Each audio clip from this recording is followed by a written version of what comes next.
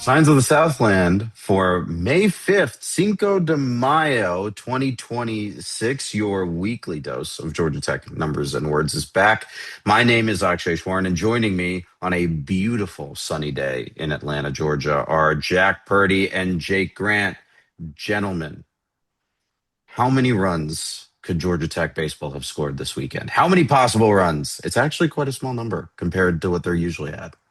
I was gonna say this is a really soft intro. It's like the worst week we could have picked to do this, right? How many could they score in a weekend? Is that what you're saying?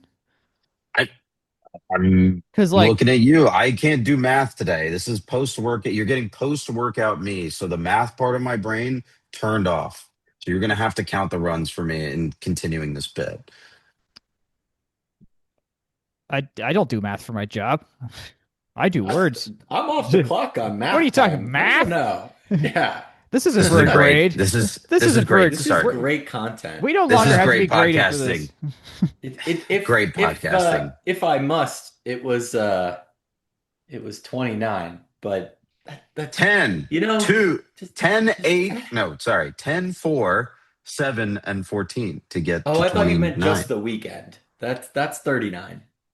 Akshay, that's 39. A 10, wow, we're going to have to cut a lot of this. 10-7 win over Kennesaw State in the midweek last week, and a 2-1 series win over Xavier, an 8-4 strange loss to open the weekend, and then a 7-5 win and a 14-6 win to right the ship. In terms of your rankings outlook, this is the number 3 team in the country, baseball team in the country at 39-8. They have a 2-game lead on the rest of the ACC for the regular season title. They are ranked second in our friends at the pair ratings, and they are second in D1 Baseball's Diamond Sports ranking after a week in which they were first, actually. So very, very good baseball team. Very, very good baseball team, which begs the question, what happened in game 1 versus Xavier, Jack? Uh, the umpires forgot how foul poles work. That's what happened. That was sorry. That's my interpretation of what happened. Uh, Use your therapy words. Now, I think, I feel, and I know it's which actually one of well, it's actually I saw the ball cross in front of the foul pole with my own two eyes, and then again on the instant replay that was shown on the live on the ESPN Plus live stream. And now, in all fairness, more context here, it was a 4-4 game going into the 10th inning, and Xavier got a couple guys on. We had two outs, like just needed to get one batter out. This dude just ropes a line drive that's hooking down the left field line. In the moment, it probably would have been. It wasn't the easiest one to tell, but it looked foul. And then on the replay, and then they review it. Our guys don't think it's a home run at all. They review it. They uphold the call, even though you can see the ball go in front of the first part of the first main pole of the foul pole, where the netting is, go in front of the netting. It disappears behind a black pole, but it's confusing because down the left field line at McNeese, there is a bit there is a there's a black pole that goes up that holds the netting up by the bullpen, and with the camera angle it shows, it looks like it's alongside the foul pole, but it's not. It's just 2D imaging messing it up. And so it goes behind that, which makes it look like it was a home run. It was not at all. Uh, so we got jobbed by an unfortunate camera placement and the umpire not knowing how balls that go in front of things, like there's planetary science involved. They don't know how to do, but whatever. this feels like I promise I'm not doing a bit. This really feels like a robot situation. Like Yeah, this sure. is something Yeah, that TrackMan could do, like absolutely do that's for an you. easy scan. You just needed like a sensor. You don't even need something There's not even complicated. fans out there. Like Oh yeah. it's just, oh, you can draw the walls and the foul poles and predict the trajectory of the ball within an inch or so. Yeah, Like it's yeah. It was very unfortunate. There's a screenshot I put on Twitter where you could see the ball plainly in front of the meshing of the foul pole, and they decided to still call it a home run. So, and then they got an extra run afterwards that was legit. So they may have actually still gotten to five, even if who the hell knows. But nonetheless, that just got jobbed. That said, our hitting was bad that day. Like Ramsey was very unhappy. There was some terrible. The umpire, home plate umpire had only 75% of his calls correct as well, so there was a lot of missed runs probably on both sides of the ball. But ultimately, that was just we had a it was a bad hitting game for us. We could not deal with the crafty lefty that Xavier threw. We had poor approaches. Dudes were hitting the ball way too far out in front. Like it was not. It did not. We did not look like ourselves. Now we win the next two games where we looked like ourselves, which is good. But uh, it was kind of interesting to have that kind of game because all we could think about was like, well, what if this is in 3 weekends when we're hosting a regional and this is what happens? That's a hell of a lot more scary than just a routine game against Xavier. And this team can make the tournament too, which doesn't help. I think that's the thing about this that scares a lot of people. I think finals week caveat included is Sure. just the fact that hey, this is the type of team that you'll get in that first game, and if you cannot produce, even if you're having, if you cannot produce a result, obviously this, like you said, caveat, the game goes tied into the final or into extras, excuse me. If you can't produce a result, even in these in a single game against this level of opponent on an off day, you're going to be stuck in a blender yet Yep. again for like the fifth or sixth year in a row, Mm-hmm. right? I guess last year I think they advanced out of the first game, but still, Yep. like you're going to put yourself in a disadvantageous situation after the first game. So I think that part ends up being frustrating. I think the other thing, the other trend that I saw continue out of these games is struggles in that first inning at the on the mound. Yeah. I think Tech is pretty consistently letting in runs in that first inning, and then making, in fairness, they're making up for it with quality hitting in most of these games on the back end. So it ends up, evening out. But especially Tate McKee, I think week over week has had increasingly more trouble. Um, uh, This was a better week for him. It's again like first inning just keeps happening. Like that part is pretty constant. It's constant like it's across all of our pitching. Only Jackson Blakely didn't do that this week on Sunday.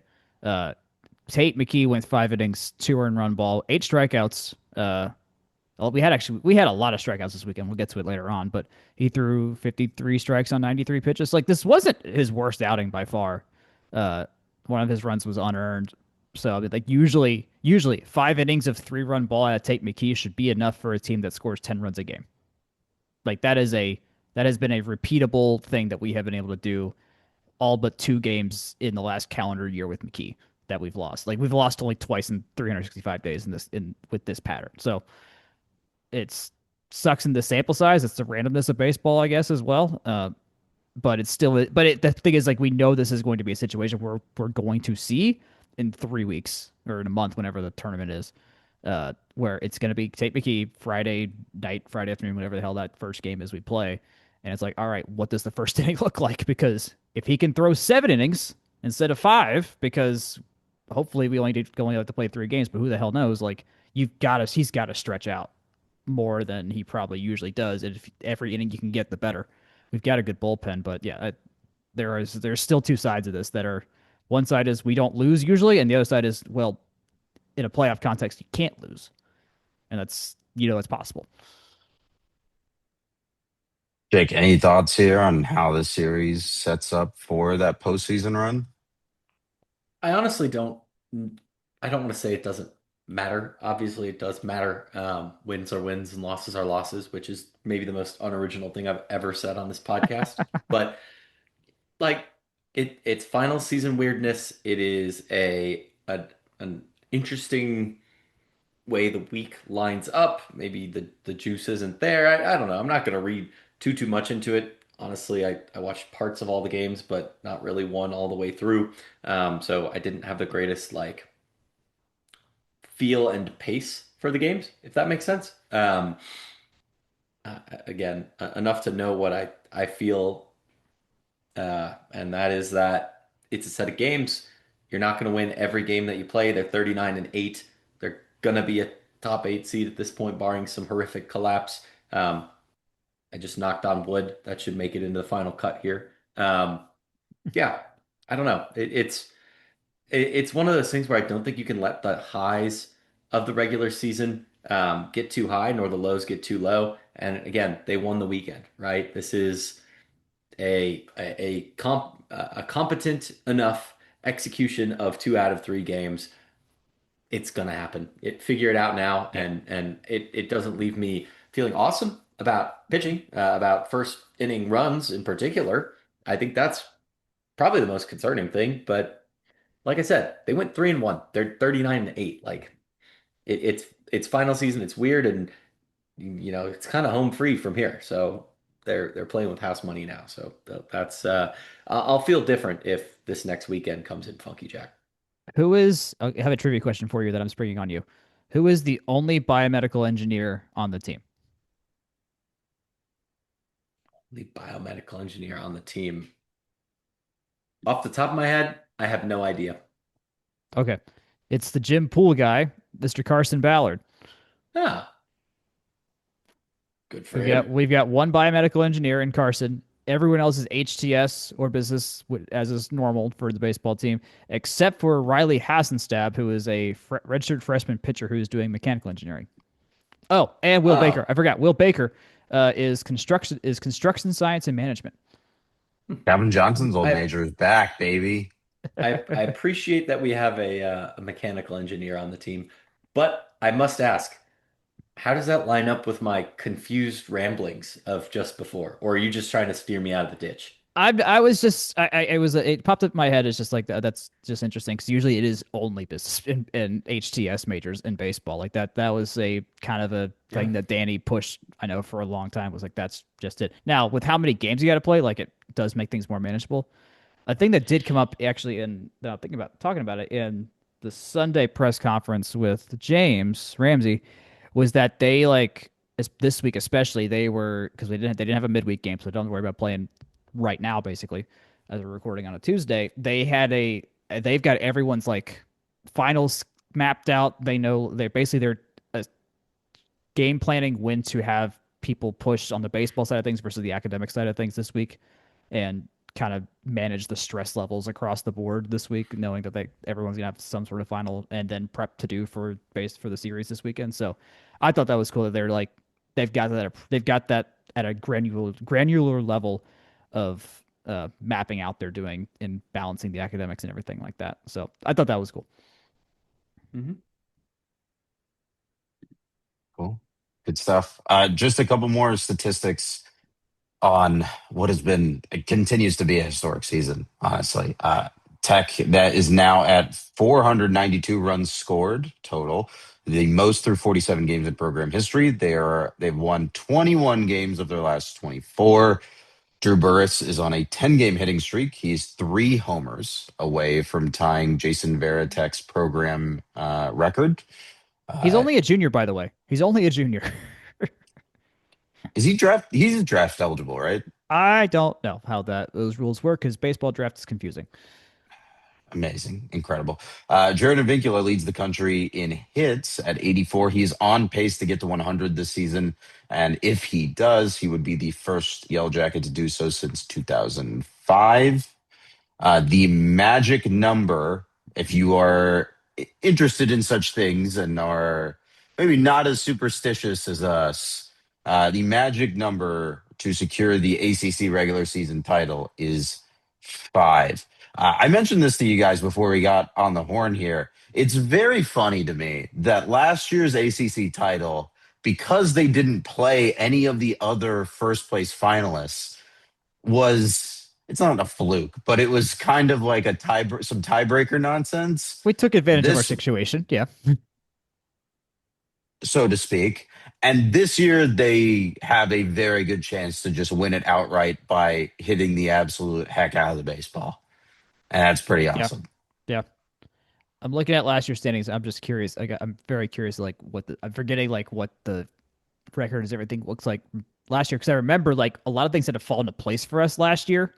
When Yeah, it came to UNC had to lose on the last day of the season or the yeah, second to last game of the season in Chapel Hill. yeah, So Tech could clinch with a win at Duke. yeah. Last That's year's the way stand that it worked out. last year's standings, we won the conference at 19 and 11. Florida State technically was second by win percentage at 17 and 10, but North Carolina, yeah, finished 18 and 11. They had one less game for I don't there had to have been a rain out or some canceled game because North Carolina had one less conference game than we did, and so there that adds to the technicality.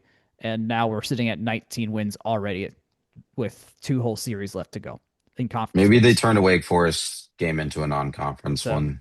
I don't know. Happens So in this conference. well, I mean North Carolina. I mean we're on track to have probably three teams get to 20 wins between us, just needing one more win. North Carolina's at 17. Boston College is at 17. We play Boston College, but I mean, odds are that'll be a split series, just knowing how both teams are playing right now. North Carolina should get three more wins in the next 2 weeks. So, and heck, FSU maybe could as well. They're at 15 wins right now. So, um, yeah, it feels like the conference is a lot stronger this year, just at the top end for sure in terms of who can go a long, long way this year compared to how the SEC usually has kind of a stranglehold over everything in this regard.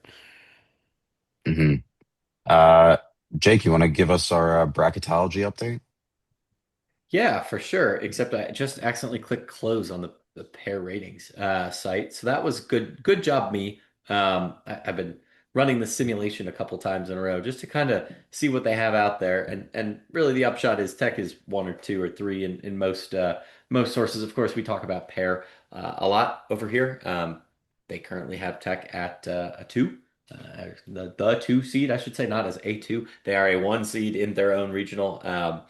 Based on current standings, that would be a regional with UCSB, Kentucky, and Rider. If you take a look at their projected, that would be Arkansas, Oklahoma State, and Rider. I think I like the first one better than the other, but that's you got to hold serve in your own regional. And like I said, just kind of taking a look at some of the other content out there, it seems like a one, two, or three seed is really, I mean, not even three for the most part. One and two seeds are really pretty much locked up with UCLA and Georgia Tech. So that's our competition in terms of the number one. It's pretty pretty widely seen to be UCLA by most advanced metrics. They've taken care of business, but I would say that their strength of schedule is just a decent bit lower than Tech's. So it's Yeah, kind of yeah, the nature of they've only lost 4 games. It's an all-time Reva team. They're coming into the postseason with one of you know the seasons of all time, essentially. So very very challenging to you know complain too much there. And it's kind of interesting seeing how teams that rate number one at the end of the year in past years in pair compare to this year, just in terms of like pure wins and losses type of results. Like last year, Arkansas finished number one by those metrics, and they had like 15 losses, but they played 30 quad one games, right? So certainly unparalleled to be as I guess as good as UCLA is.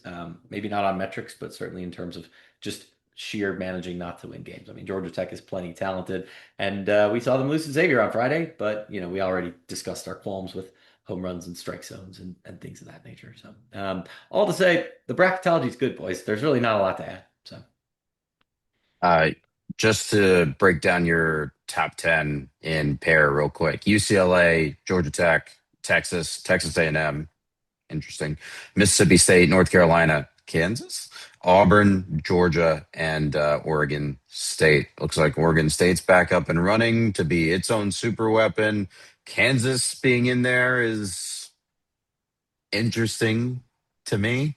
And then the not a rivalry at 3 and 4. and Pretty fun. one thing I do want to flag just in terms of like setting our own expectations for, I guess, the ACC in particular. As of now, there are 10 teams in. Pitt and Clemson are in the last four in, and then Pair has Virginia Tech and Notre Dame in the first four out, next four out type of range. Clemson still being in this spitting distance, I think, is very interesting. Virginia Tech and Notre Dame have kind of been up and kind of been down, managing not to get swept in the case of Virginia Tech for the most part, but just kind of keep wary eyes out there. Boston College is sitting as a 2 seed in Texas A&M's regional if the season ended today. I guess this is projected actually. So based on where they might wind up at the end of the year. So I don't know. I'm kind of cautiously looking towards the next 2 weekends and that they're not going to be easy sledding, even though Duke is not necessarily in this tournament picture as well. Good stuff. This weekend, Tech will face Duke, ranked 80th in pair, and man, Duke has had a rough relative to where they've been. Duke has had a rough couple of years. The That'll be a 7 p.m. first pitch on Friday, a 3 p.m. on Saturday, and a 1 p.m. on Sunday. Any other notes before we take a quick break for podcast business, gentlemen? I'm looking at the games that were supposed to be played tonight in the ACC. There's, let's see, Clemson's playing Coastal, so that's actually kind of a fun game. Louisville's playing Vandy, that's fun. And then you go down the list into the games that are against teams that aren't totally great. Miami was supposed to play FIU tonight. That got canceled. NC State was supposed to play NCA&T tonight. That got canceled. Pittsburgh was supposed to play Mercyhurst tonight. That got canceled. I'm looking at the radar and the Mercyhurst game. Pittsburgh, no rain. North Carolina, not a drop of rain. Florida, not yeah, no rain. So the uh, the RPI finagling is still occurring. This feels This like the happens like flat. every year, right? You're This ha- paying. this Think about how happens. Yeah, much money they're paying to just like knock out a game here. Like I know. probably like $500,000 of buy game right there to buy out that game. I know. Yeah, it just And feels the I gross think to team it's is me. pretty probably like gross. already there. It Like feels the gross opponent to is me. probably already there. It feels gross. Mercyhurst is the one that like feels egregious against Pittsburgh. I mean, that's those schools are they in the same state? They I gotta be honest, I didn't know that Mercyhurst was a school, so I'll have to take your word on I this one. believe that they're on Lake Erie. Um, so closest to Pittsburgh, but the North Carolina game's fine. FIU, still whatever. But anyways, uh, that just feels gross to me. Play your schedule, man. Like, come on. Everyone's got to play your local teams. Everyone's got to do it. I mean, softball had to cancel their game against Furman, but that was because we had bad wildfires and rain. So like that was legit. But if you have a schedule, play the damn thing. Like, come on. This is soft. I am Not great. I'm going to save my comments on the softball unfortunate lack of being able to play Furman for 2 minutes from now, boys. Great. Podcast In business the time. meantime, yeah, in the meantime, this podcast is brought to you by Section 103. Section 103 is the best place to find Georgia Tech apparel. We called it out. There are golfing mascot polos. They're super cool. We love seeing Buzz do stuff. That is one of my favorite things to have on a logo. Clemson and Purdue also have golfing mascots available as well, but we know that this is a Georgia Tech podcast, and this is the finest place to find gold, Buzz, and other apparel and fine quality materials at section103.com. Use our code FTRS for 10% off, and as always, free shipping on orders over $100 every day. Gents, that's really all I got. As you guys know, we can find Section 103 at Section 103 on Instagram, in addition to section103.com. So, with that being said, what do we got left? Let's talk some softball, shall we? You teed it up for yourself. So, I did. like we discussed, the Furman game was canceled due to weather. So Tech's next matchup is actually at the ACC tournament versus Notre Dame. Uh, Pair ratings give them a 63% chance to win in a single game elimination format, which luckily the ACC tournament is. But Jake, you wanted to talk a little bit about the Furman game, and I imagine the impact on the tournament picture for Tech there.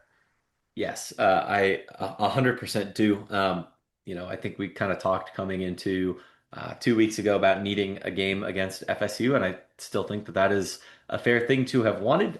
Georgia Tech currently sits kind of on the outside looking in. I think we've sliced and diced this in enough ways to be on the level. But in case folks have missed a week or something like that, essentially this is a very snake bitten team. A lot of 1 run, 2 run type of decisions, particularly against good teams, particularly against conference teams. That being said, they have marquee wins, particularly a series win on the road against Virginia Tech. Though, again, it's a crowded field, it's a crowded conference.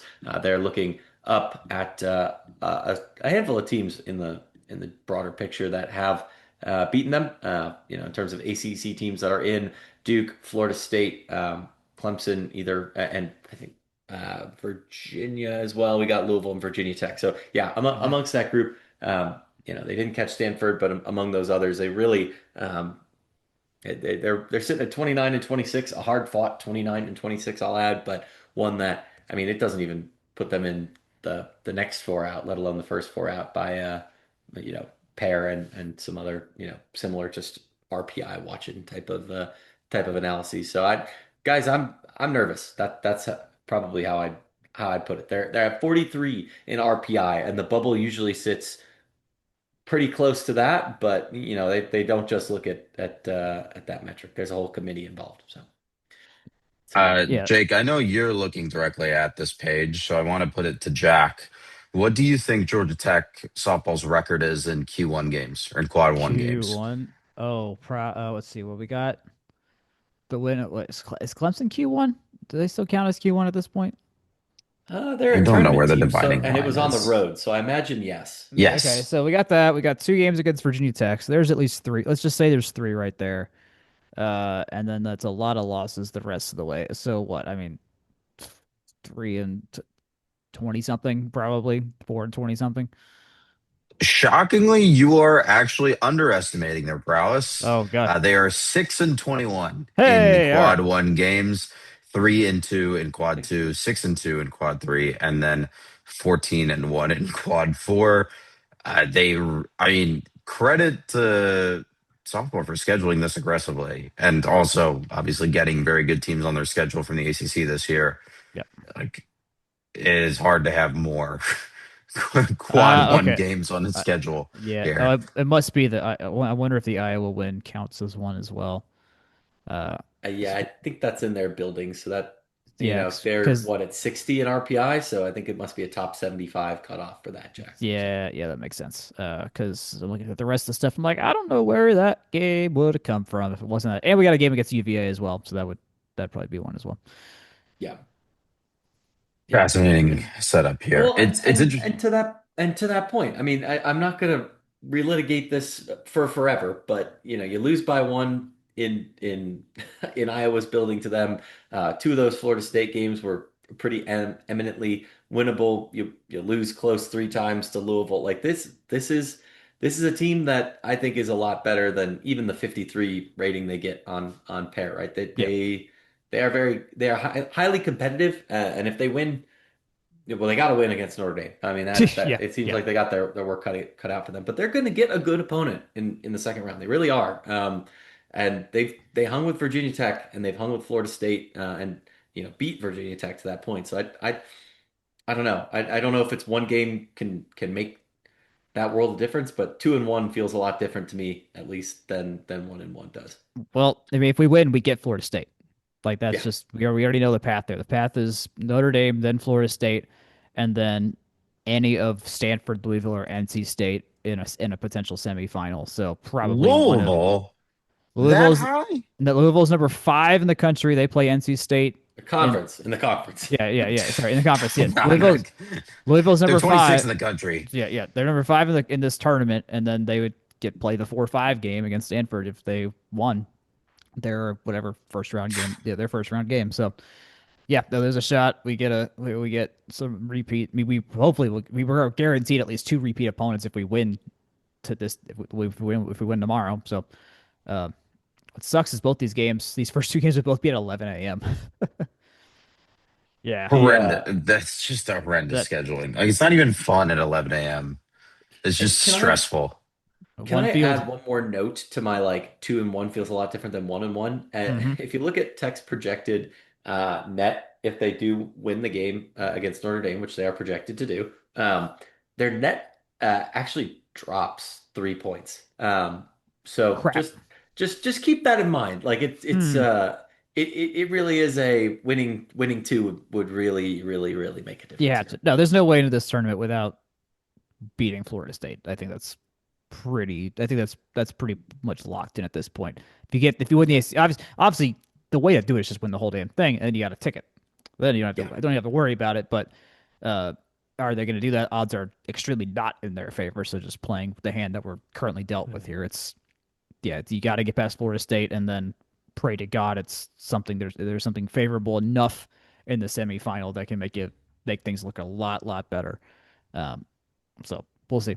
I'm looking at the press release for the tournament here, and apparently Tech is only one of two programs to win at least one game in the tournament each of the last 7 times the tournament's happened. Uh, Florida State's the only other team to have done that. They've had some like weird games at these tournaments. Like they beat. I want to say one year they beat Syracuse doesn't have a softball team. I don't know why I'm thinking. No, Syracuse does have a softball team. They do, yeah. Yeah, they beat Syracuse on like a walk off in an 8-9 game, and then took Florida State the distance, if I remember correctly, in the next game after that a couple years ago. There's just some like Something like that. weird stuff happens in this in I mean, I guess it's not Durham in this case because that's where the ACC baseball tournament was for a long time. But just weird stuff happens in Georgia Tech's seeded games in this tournament. It is interesting. You mentioned that that this is the one tournament that like still rotates around the schools. Like this isn't locked down in North Carolina like the rest of the other ACC championships are. Like this, I mean, this in Charlottesville this year, it was in what Pittsburgh a couple years ago. Like it's still this thing is still making the rounds, which I think is pretty cool that they can that they do it that way. Last note here, if you're interested in checking out the bubble and what that might look like, Pair provides a wins above bubble metric on their leaderboards. So if you're looking, Tech is listed at just around one win under the bubble. So your teams that are sitting right around North Carolina, Auburn, Penn State, BU, Baylor, Western Kentucky, Iowa State, ULM, McNeese, Kentucky, and Georgia Tech. So that's all the teams that are plus or minus one win on the above bubble. So it's a crowded field there. Yeah, for sure. All right. Let's move on to golf very quickly. They are next up at NCAA regionals. Do we know where that is yet, Jack? At press Not yet. time here? That has not been announced, so we still got to see where that's going to be. But somewhere southeast is how that usually goes. And then Yeah. we got to finish top 5 to get to Carlsbad, which will be a stretch. Based, I mean, we're on Who's the better. hosting it this year? I need to know. Is it Oh, Texas again? it's got to be Texas. I don't know I why it I wouldn't need be. to know which like weird school Let's from see a here. not California is providing the admin staff for this tournament. Let's see here. Can I even click on the thing? I don't even know if I can click on the damn thing. Uh, yeah, it's probably Texas. And that's my guess. Uh, I can't tell. Move on. Move along. Move along. This was such a great bit when it was just randomly Texas for 3 years in a row in in Arizona. It was great. Track and field. Any news from Torrin Lawrence and Emery Twilight? Yeah, a little bit of news. All this news is from Torrin Lawrence, though, just kind of checking against what we had available in terms of what was published. Um, Among that, a couple podiums to note. Kendall Ward tied for second high jump. Katie Hamfelt got third in the 3,000 meter. So pretty good showing there. There were a couple ACC marks for postseason competition. I believe Tahir Hines's was that, but I'm not sure if the write-up specified whether his was actually the mark or just 62.58 meters is a really long way to throw the hammer, but that's cool. So good job. He's the record holder there. So good to see him keeping that up and hopefully can do that into the rest of the postseason. But also had Omar Anot, the high jump 2.02 meters, Charlie Crowder in the triple jump 15.04. So a lot of jumping and throwing in Athens, but go figure. Okay, I have an update. So I was still trying to figure out who was hosting this, and so I just go to like the NCAA ticket website to go just see if that tells me anything. For I don't know why. I click on D1 men's golf for NCAA championships. It gives me a warning. You're going to be brought to another site, and it brings me to a University of Texas 404 page not found. We Good always win. job, It's always Texas. Texas. Just guessing Texas every single time, and you'll hit it at least. What this is like 5 out of 6 years now. It has Something to like be that. Yeah, something like that. Yeah. ridiculous. Back to track and field for a second. This has been like a pretty successful couple of years for this team, at least in terms of PRs, like personal records, program records, and then in terms of like relating to the ACC or like relative to the rest of the ACC. Like It feels I've better. been, Yeah. it Yeah. feels better. There's A enough. lot more podium finishes the last 2 years. It's a lot like how women's swimming was this year, where there was a lot of like top 10 in program history kind of performances situation going on. Like it may not have been like the best of the best all across the board, but like it was a much higher on average return on, or much higher finished compared to the rest of what the school's done in the last ever kind of situation. Like this team, like the last time this team was like nationally prominent was in I want to say in the 90s, back when we had our Olympic sprinters and things like that. So like they have it, and Yeah. the sport's changed a lot. Like I mean, this is not a thing that we're able to fund and invest in at a level that other schools can and do, especially out in California and places like that. So like, and that's just kind of the hand we're dealt with more than anything. Now, if someone's got a few mil sitting around and wants to, I don't know, get this team pumped up, please do. But otherwise, like it's for knowing what we have to play with. Like this definitely is a very. This has been over. Like this season feels like a win already, just for this team at this point. Hopefully, we get someone to Eugene. I don't know if anyone's really tracking. Some people might be tracking for that, like Kendall Ward might be on the high jump, but yeah, we'll see where it goes. Cool. Good stuff. That's about it on our shot sheet here. Anything else from the wide world of Georgia Tech athletics? There's a lot of things. This is not the end of our shot sheet. Why did you lie to the audience, Akshay? There's four more sports to mention still. Uh, but we got two running backs that both seem good. This guy named Mooney Gibson's a 4-star from Cal High School, and then we landed another guy named Tristan Willis like a couple hours after, who's a 3-star out of Texas. So it seems like that seems like we're getting some dudes here. Like obviously they still got to play and everything like that, but that wasn't nothing. The Mooney Gibson one, he sounds like his name feels like a Friday Night Lights character. It really So does. I honestly wouldn't be shocked if if the schools were flipped and he was from Pearland instead of Cal. Yeah. I don't know. That's just the first thought that popped in my head about that. But I haven't seen a ton of tape. Any notes on either of them from our writers' room yet? Not much right now, but just the prestige is really good there. And getting a guy, I think these were higher targets for us just from what I can scoop up that's publicly available right now. So in terms of us getting our guys, that's pretty big. Also, I mean, first year running backs coach, and was it Jimmy Smith, something like that? So I hate that I'm forgetting his name off the top of my head, but like we have a new running backs coach, and he's landing this high caliber guys, which is really cool to see. Which that's I think that's kind of the bigger pull right now that's what we're able to pull right now with a guy who has yet to coach a game for us in a Tech jersey or Tech uniform, Tech coaching polo. Future Under Armour polo. Yes. Uh, Graduation season is upon us. 13 of 15 tech teams finished with perfect APR ratings. So that's pretty sick. Graduation was, yeah, last weekend, This Saturday? weekend. This Question mark? weekend. It starts this Oh, it's weekend. this coming weekend. Yes. Yes. Yes. Okay. Fantastic. And then the last note that I have here, oh, two notes actually. No more fencing at the Fanning Center, so that's pretty awesome. That building is nearly fully operational for Basically, summer yeah. ball. And then women's basketball will be at the Fort Myers tip-off against Indiana and TCU, which is pretty good competition. Like, I'm not gonna Yeah. like at least TCU Take is it. pretty good competition. Yeah, I will Guess take it. what? So pretty good. That'll help your RPI for sure. Any other news and notes, gentlemen?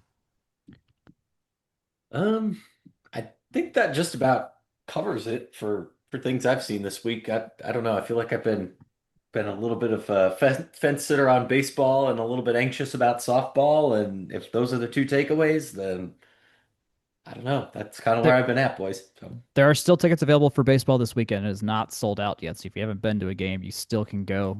It'll probably be cheaper than going to the NCAA regional games, which we do not control the tickets for.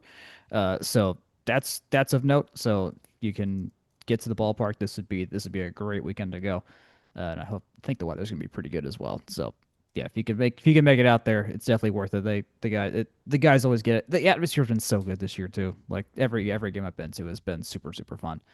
Um, which Yeah. is a lot of them. And hey, we're chasing history here. We can't sadly match the single season regular season wins record we've got. We needed to win out, but we lost the first game against Xavier, so we can't do that anymore. But I mean, this team is of the better team. It's so funny how Tech and the Braves are having basically their two best seasons in multiple decades. The Braves are having their best season since the 1890s as of now by pure record.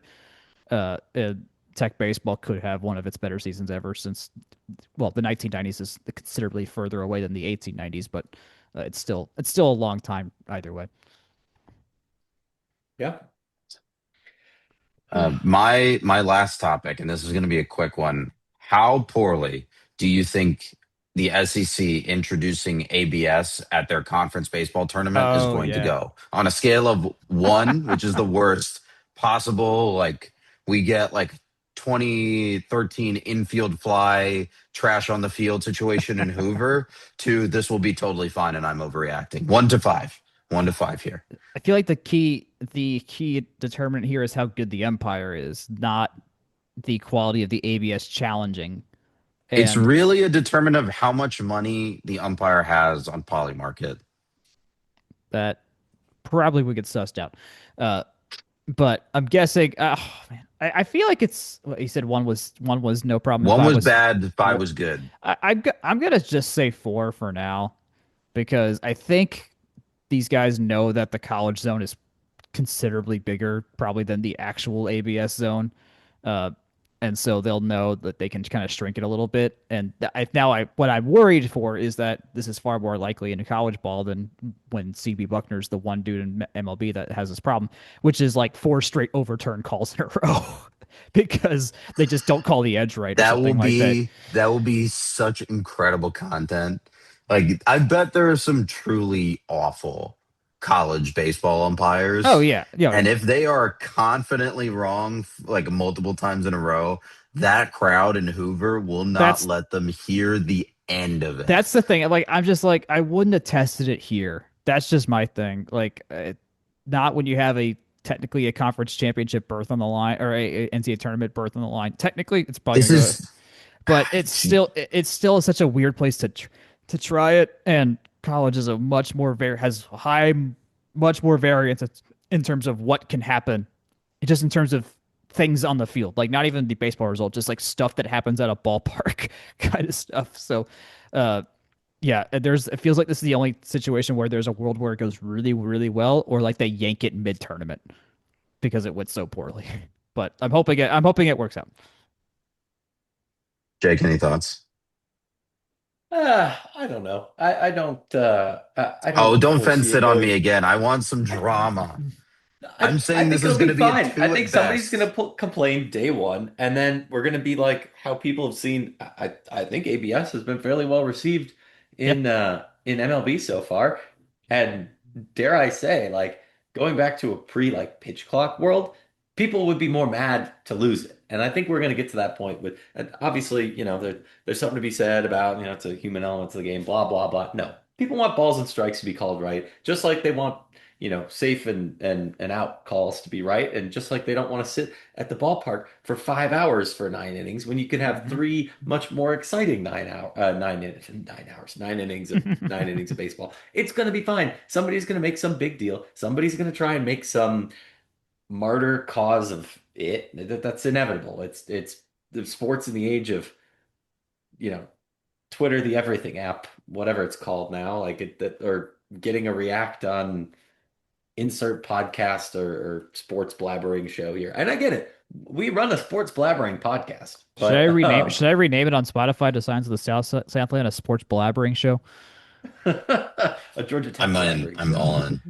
Not to make us be like, oh, we're very different, but like I like to think we shoot everyone straight here. And sometimes we fence it because we don't know, right?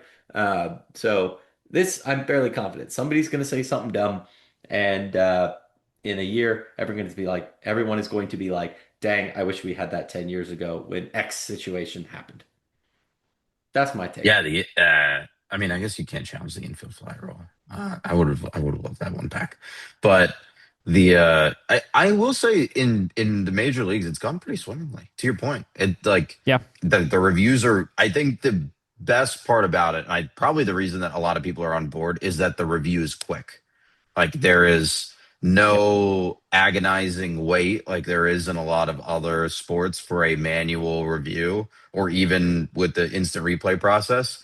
Like it's like tennis Hawkeye reviews. It's quick, Mm. it's fast, it's accurate with Yep. it. The level of precision is reasonable for the sport.